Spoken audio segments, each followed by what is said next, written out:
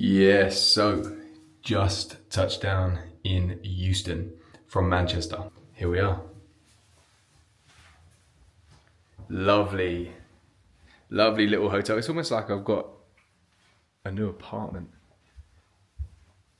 I wish I could show you the view, but all you can see is my reflection, but it's pretty nice. Pretty nice little spot. Oh, as I said, just got down to Euston from Manchester. Down here for the weekend. It's Friday today. Down here for the weekend for the Heroic Man live event, mastermind kind of thing. 2-dayer, 1 day on Saturday. Why are my lips looking so red? I swear I look so weird in this lighting. What's going on? Anyway, 2-day event, Saturday and Sunday. The Heroic Man is a men's group that I was part of for an entire year. Around a year ago, found it really, really useful, and I love men's groups, men's work, things like that.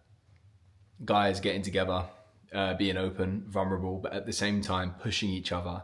One of the men's work people that I worked with once had always said the same thing, which was iron sharpens iron. And when ambitious men can get around each other and in a space as well where it's normal to be open, vulnerable, but also direct and also kind of challenging each other, it's a really, really, really good place to be. And, you know, I just come home from Dubai from a 3-day business mastermind over there.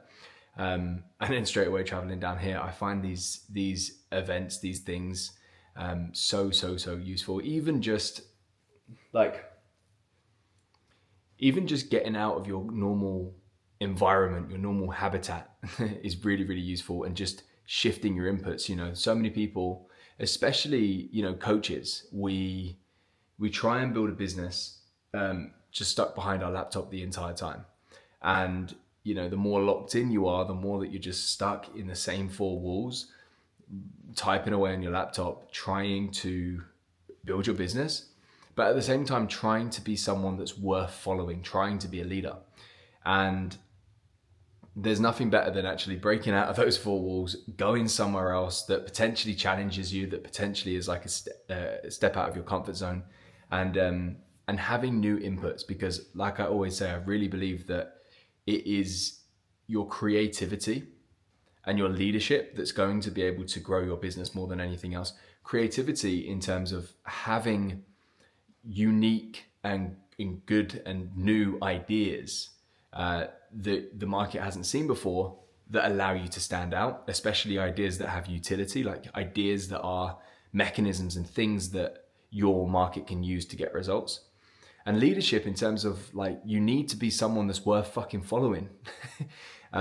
So many coaches try to build a great business, but they're not worth following.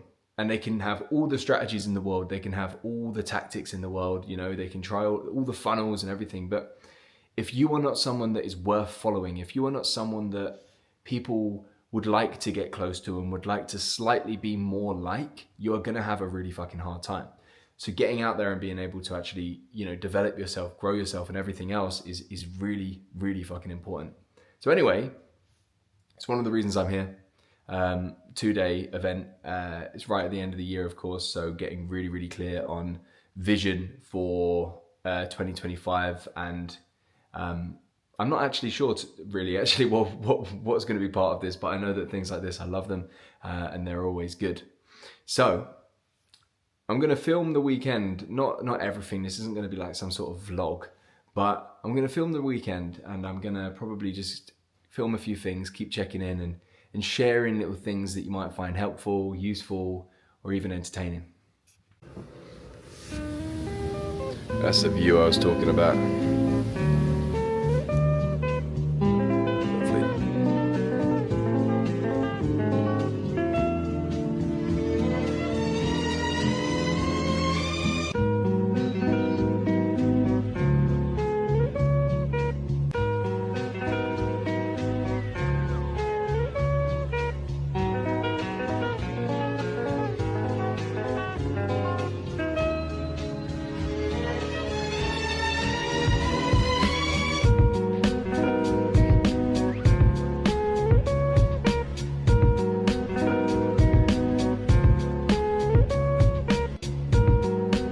Yes, it's about 7:30, or at least we got started at 7:30. Cheeky little training session in the morning with Mr. Tom here. How's it going, bro? Good. I'm wearing the long boot joggers. Yeah, we didn't actually have anything to properly train in today, so we just fucking got it done. But I actually wouldn't have come if it wasn't for you, mate. But early morning session before the rest of the event kicks off, my whole body's like fucked from normal training. So quick little circuit session, get the energy high.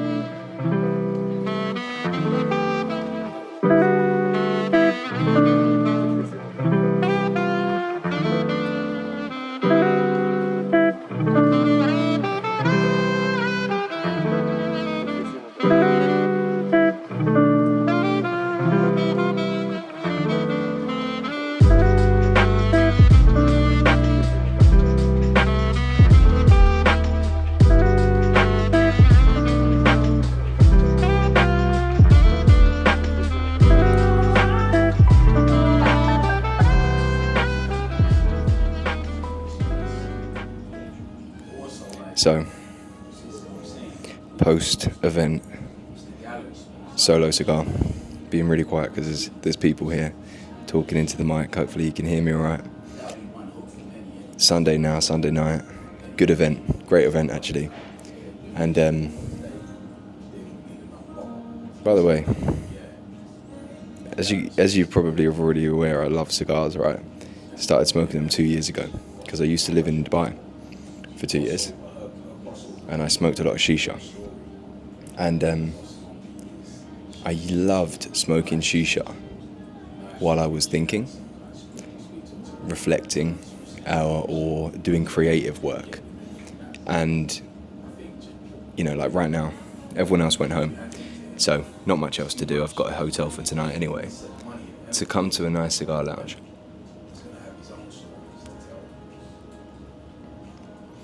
Sit here, nice cigar. Partagas Maduro, never had this before. And just chill, think. And just like let the mind do what it does. It's so nice. Like I love this. But when I left Dubai, I stopped drinking. And it was the perfect, for 2 years, I now drink again lightly. But for 2 years I didn't touch alcohol. And cigars were the perfect replacement. You can meet your friends and connect properly because you're smoking with them. You're just there, fully present. There's no phones. There's no getting pissed, chasing girls, all that. And you can actually properly connect, which is, you know, why I would go out in the first place anyway, without knowing it at that point. So, smoke.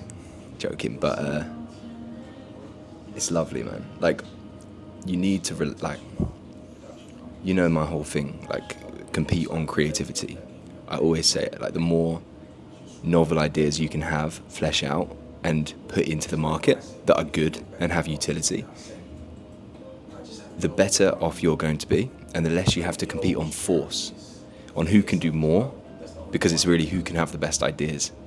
And yeah, you know, right now after 2 days of asking myself deep questions during this event, that's what we were doing, self-reflection and information coming in, awareness raised, to sit back and just be able to smoke silently.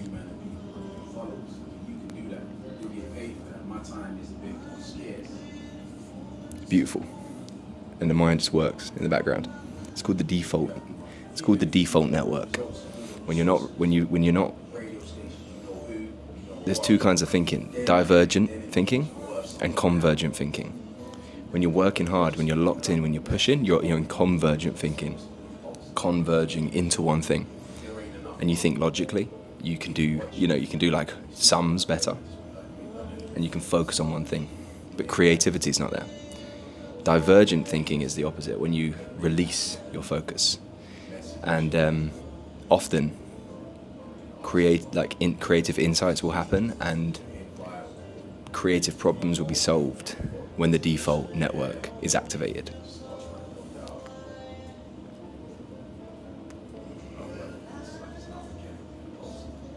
It's a lovely cigar. What was I even going to say? I started talking about cigars.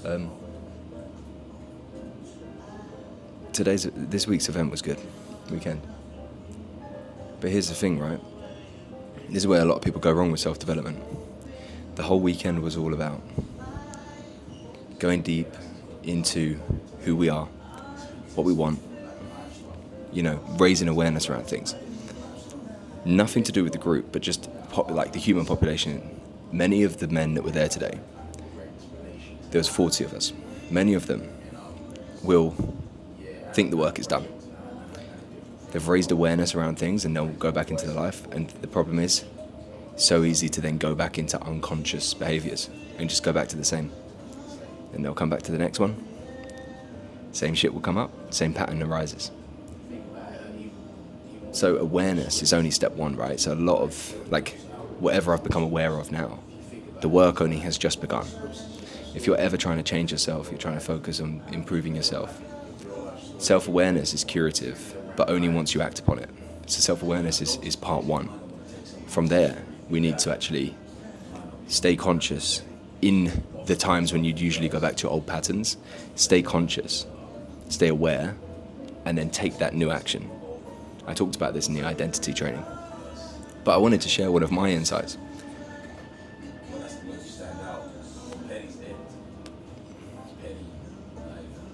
Hope you don't mind me enjoying the cigar at the same time, but I wanted to share one of my insights.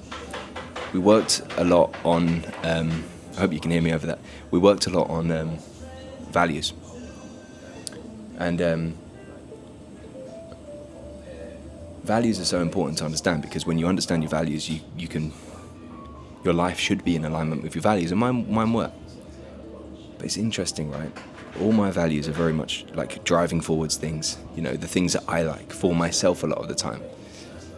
And sometimes I looked at my values and I was like, ooh, they're not very around family and all this kind of stuff. But we did this amazing breath work at the end there, and I came to the conclusion, and hopefully this is useful to you. I'm just chatting. I don't know if this video, by the way, will it be any good? It's just weird clips. I have no idea if this video is going to be any good at all. Let's see what happens. Actually, comment below if you actually like it, because this is the first time I've done a style like this. Just talking in an event, whatever. But anyway, where was I? Values. I actually need a second to think about what I was talking about. Values.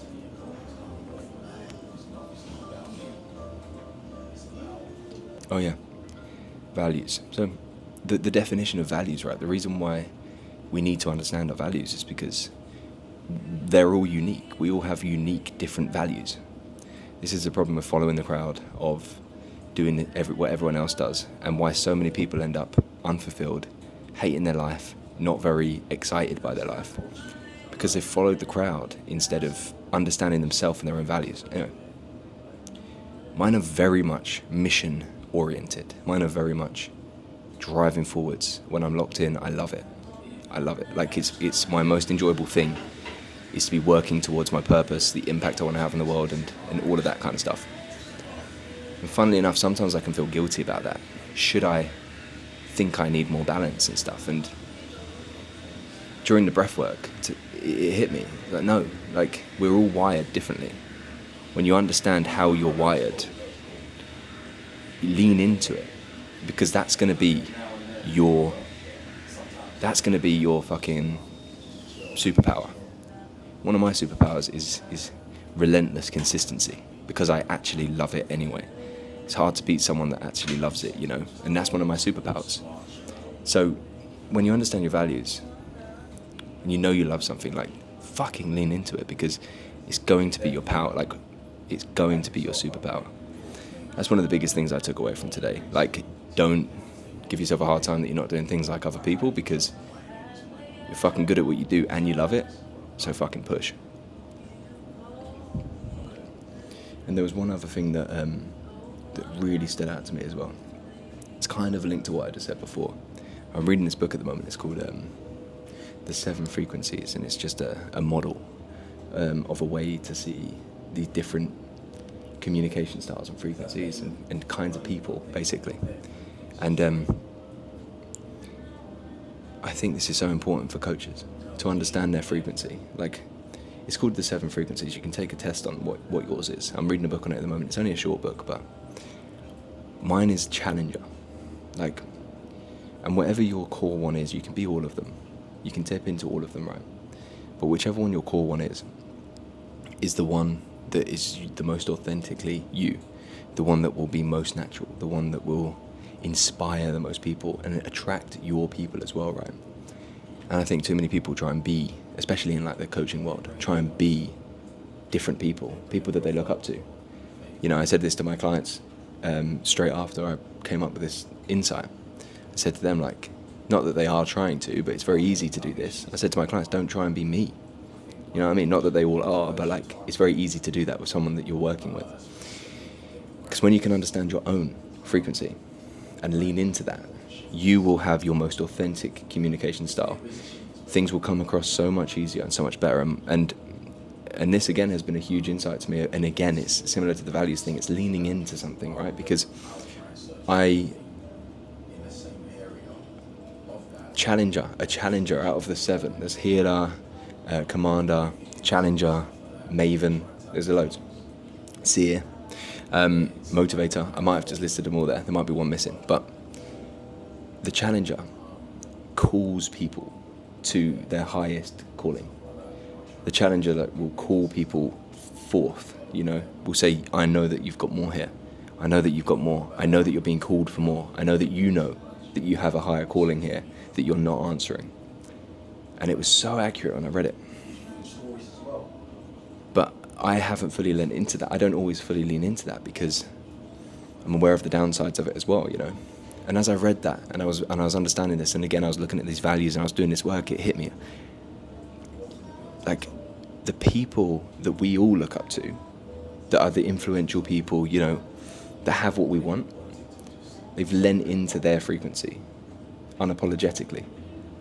And not everyone will like it, but that's the whole fucking point, you know? Because when you fully lean into your frequency, that you understand that you are at your core, you can be all of them and you can use them at different times. But when you can lean into your core one, especially in your messaging and your content and everything else, if we're talking about business, that's when you will be your most magnetic, your most authentic, and you will attract, not everyone. You'll repel people. I will repel people being the challenger. People that want a healer and they just want to be heard, but they don't want to be challenged. They won't come to the challenger. But I will get the people who I should have, who should be in my world, and there'll be alignment there. And I can be authentic, and they can be authentic, and they can be called up because that's what they believe they need. So that's probably the final insight. I might finish the video here. As I said, no idea if this video is going to be any good. It's probably just me rambling on. So comment below, please. Let me know if you like it. My ego needs it. My ego needs it. Or let me know if it was shit. Get back to the old one. I'm interested. I quite enjoyed it, just like chatting. It's almost like a podcast. But, you know, I do like the sound of my own voice. So you might not like it. Anyway, this might be the end. There might be one more clip. If not, see you later.